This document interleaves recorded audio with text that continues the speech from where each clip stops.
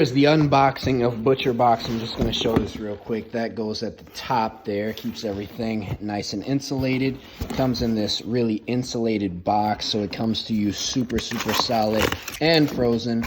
And why I like it is because they give you a mix of everything.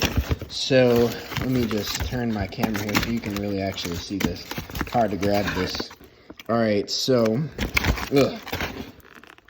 what is this? So this is grass-fed beef strip loin steak, man. The best of the freaking best. And this is grass-fed, grass-finished, by the way.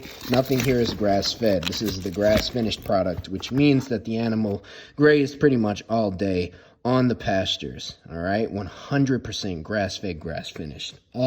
Amazing. And this is ground beef, as you can see. Then, man, you get a whole freaking chicken. Oh, my gosh. This is amazing. It's all for $129. And then you have a freaking, what is this? This is the grass-fed premium steak tips. Look at this. And then you got a load of chicken breast. And this is all pasteurized, certified, humane, and USDA organic. This is the best kind of chicken that you can possibly put in your body.